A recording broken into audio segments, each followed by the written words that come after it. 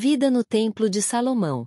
Como era a vida no Templo de Salomão? Como ele conseguia dividir seu tempo entre 700 esposas de sangue real e 300 concubinas todos os dias? Mulheres eram preparadas para uma possível noite com o rei, banhos em águas perfumadas, massagens com óleos de mirra e aloés, cabelos trançados com fios de ouro no palácio. Às noites seguiam rituais elaborados, perfumes exóticos, dança hipnotizantes, banhos sagrados em óleos raros e joias escolhidas para seduzir. Mas a disputa entre essas mulheres ia muito além do prazer. Você vai descobrir como funcionava esse harém imenso, como era o dia a dia no templo, e no final revelaremos um mistério ainda mais sombrio, o ser sobrenatural que Salomão mantinha sob controle usando seu lendário anel. Fique até o fim, porque essa revelação pode mudar tudo o que você já ouviu sobre o rei mais poderoso da história.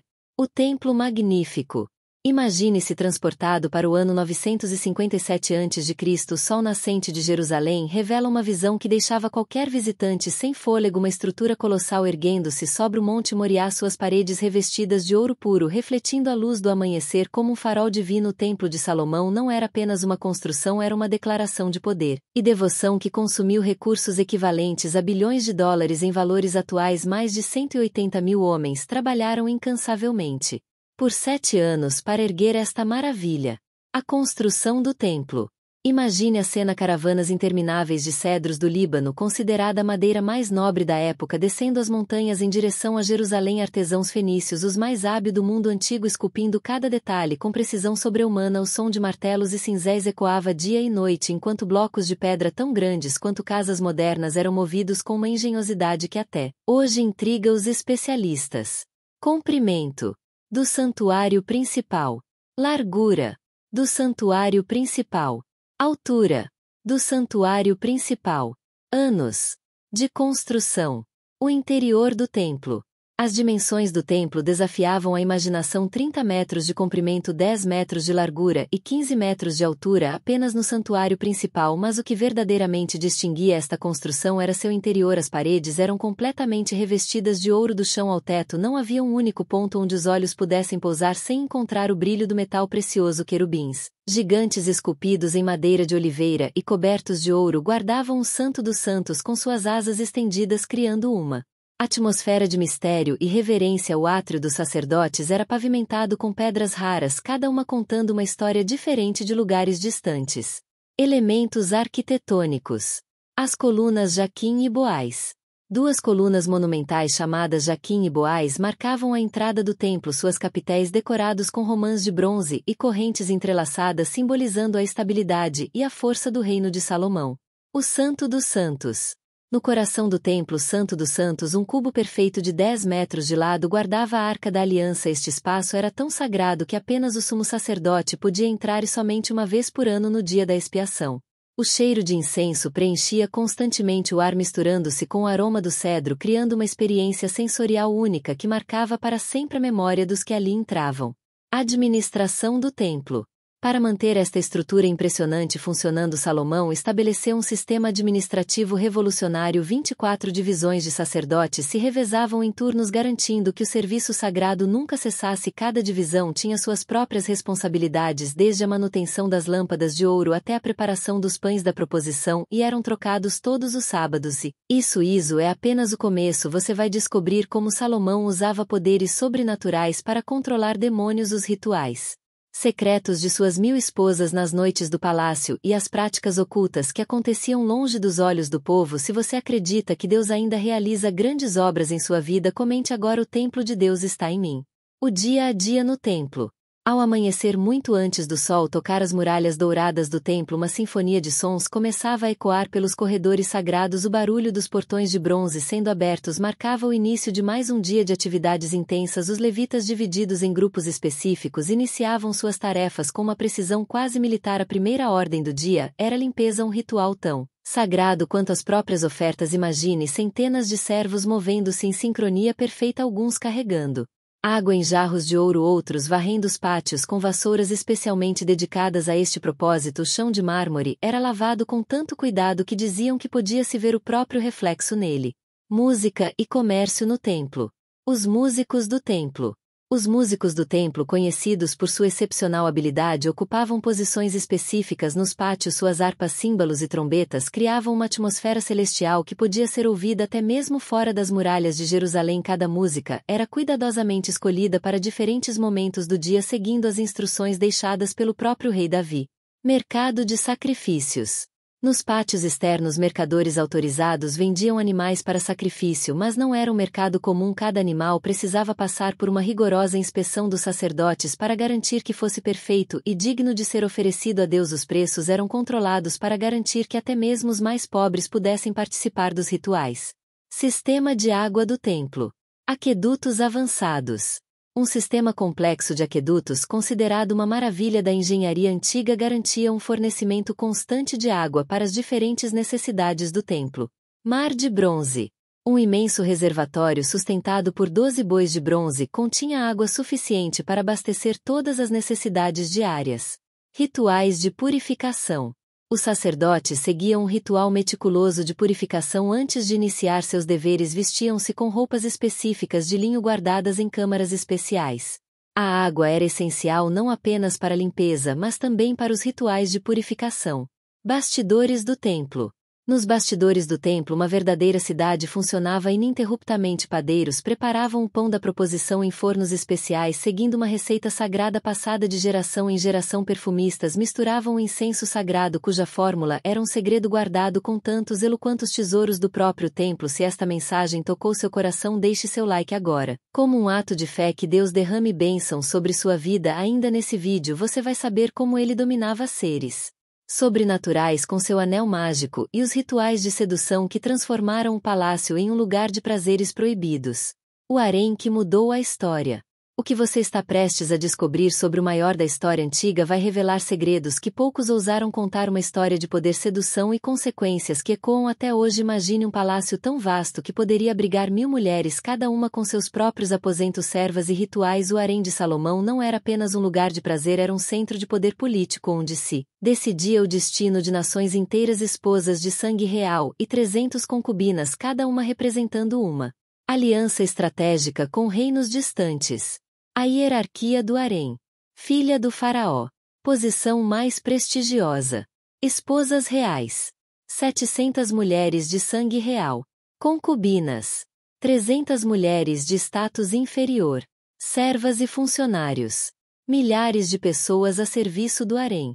Concubinas. 300 mulheres de status inferior. Servas e funcionários. Milhares de pessoas a serviço do harém. A filha do faraó ocupava o lugar mais prestigioso, habitando um palácio construído especialmente para ela, decorado com hieróglifos e mobiliado com as mais finas peças egípcias. Seu séquito incluía centenas de servas, músicos e dançarinas do Nilo. Suas vestes eram com linho tão fino que diziam ser transparente como água. Diversidade cultural no harém. Princesas de Moabe.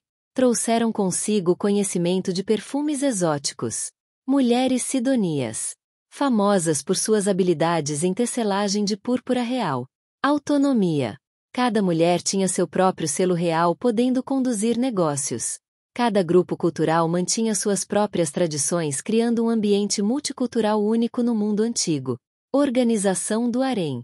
O harém era organizado como uma cidade miniatura com sua própria hierarquia complexa. As esposas reais viviam em pavilhões luxuosos nos andares superiores com vista para os jardins perfumados. As concubinas ocupavam os andares inferiores, ainda luxuosos mas menos grandiosos. Cada mulher tinha seu próprio selo real, podendo conduzir negócios e manter correspondência com suas terras natais. Escribas especiais mantinham registros meticulosos de cada esposa e concubina, sua origem, dotes recebidos, presentes trocados e, mais importante, qualquer filho nascido da união. A administração do harém requeria um exército de funcionários, mordomos, guardas, cozinheiros, músicos, médicos e parteiras. A vida no harém seguia regras estritas. Mensageiras especiais, geralmente mulheres idosas respeitadas, coordenavam a comunicação entre as diferentes seções. Nenhuma esposa podia visitar outra sem autorização prévia, uma medida para prevenir intrigas e conspirações. Rituais de beleza. Seleção da escolhida.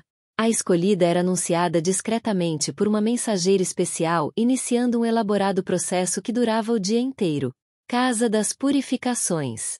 Primeiro ela era levada à Casa das Purificações, um edifício dedicado exclusivamente aos rituais de beleza. Ali banhava-se em 7 piscinas diferentes, cada uma perfumada com óleos específicos: mirra, aloés, cássia e canela. Tratamentos de beleza. Suas servas pessoais, geralmente 7, cuidavam de cada detalhe. Os cabelos eram lavados com óleos aromáticos e penteados com pentes de marfim incrustados de pedras preciosas.